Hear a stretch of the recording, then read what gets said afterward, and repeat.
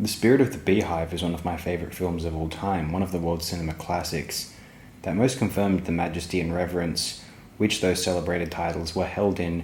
It may have even been the potential best of them. Funny, when you look at it, one, or at least I, always think that Spain is more prolific a contributor to the world cinema canon than it is, when compared with France, Italy, Germany, or even one Scandinavian country. When we look at the TSPDT list, of the 1,000 films listed, 26 have Spain listed as a country of origin. I will list them. 1933's Land Without Bread from Buñuel, the short film. 1961's Placido, a film I've never seen. The gap between the two films says a lot about why Spain may not have been able to contribute to the film medium for some very challenging decades on her people. Buñuel's Viridiana of that same year, 61, discussed very recently for this channel. Buñuel is the immediate assumption when one thinks of brilliant Spanish filmmakers or justification for Spain's relevance in the cinema textbook, although many of Buñuel's most famous films were directed in Mexico. And actually, I tend to think of Victor Erice when I think of the great justifications for Spain's cinematic triumphs, both for how much I revere the Spirit of the Beehive but also that his two subsequent features, his only remaining works, are both seminal titles as well, making his filmography among the most consistent, and to have directed 3 features or more ever achieved. The other figure I think of is the totally excellent Carlos Saura, who we will be getting to here in a moment. 1963's The Executioner, which I know of but I don't think I've ever actually seen. 65's Chimes at Midnight from Orson Welles, which was a co-production between Spain, France, and Switzerland. The Good, the Bad, and the Ugly from Leone, a co-production between Italy and Spain, and apparently the USA also. Buñuel's Tristana from 1970, Discret Charm of the Bourgeoisie from 72, this title The Spirit of the Beehive from 73. Antonioni's The Passenger is a co-production between Italy, Spain, and France. Carlos Saura's 1976 highly lauded work Cria Cuervos, a film which I've always held in very high regard. Buñuel's That Obscure Object of Desire in 77, 1979's Rapture by Ivan Zulueta, which I've never seen. Erice's second feature, El Sur, from 83, Woman on the Verge of a Nervous Breakdown by Almodovar from 88. Probably the most famous living Spanish director, a world cinema professed treasure at one time, but I don't think they cherish his films as much as they once did. Erice's third feature, The Queen's Tree Son from 1992, Almodovar's 1999 feature, All About My Mother, probably his most acclaimed film and what is potentially my favourite of his features.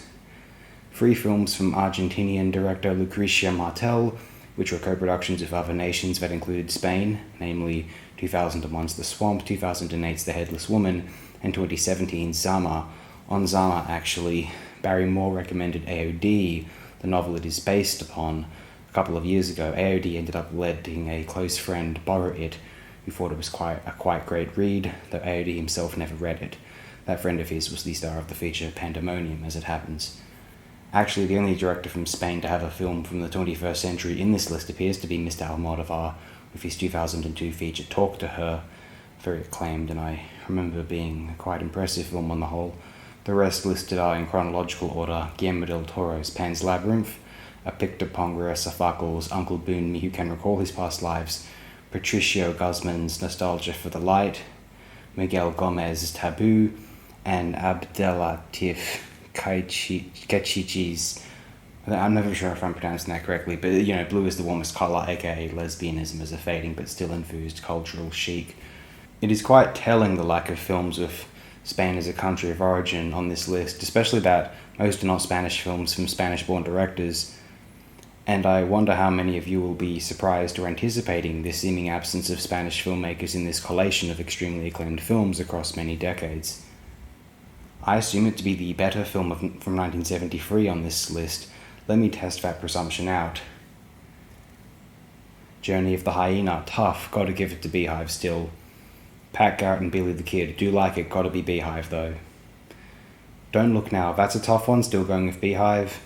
Oh Lucky Man, fun stuff, no Beehive. Mean Streets can't even hold a candle to Mr. Erice. Nor can John Eustache with The Mother and the Whore, which was very recently discussed for this channel. I do quite love The Last Detail, but not as much as I do the film we're discussing today. Was never into American Graffiti, so that's a real easy choice, definitely. Paper Moon is nice enough, but I mean, well, come on now. Altman's Long Goodbye, even Orson Welles' Beguiling, F for Fake, no.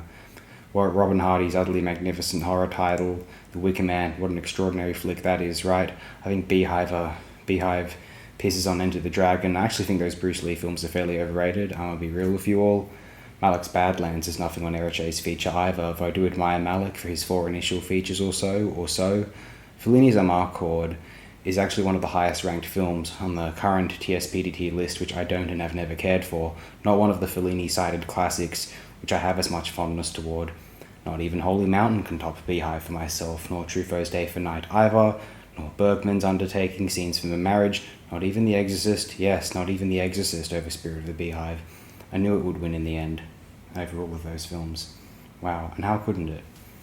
A film that demonstrates the magic of movies in its visible composition, in the behaviour of the characters, in situating film screenings as pivotal moments in cultural and psychological history for generations of the 20th century, and in acting as an ethereal residue in the minds of any who have ever been fortunate to have viewed it. I once remarked to an Italian woman older than myself who claimed to really love Spanish films.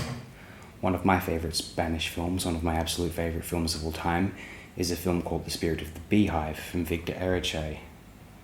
I don't think I know that one. A little boy in the 30s, they see a projection of the original Frankenstein of Boris Karloff in a village barn, and he becomes convinced that the monster is hiding inside an abandoned building near their village outskirts. Yes, I remember that.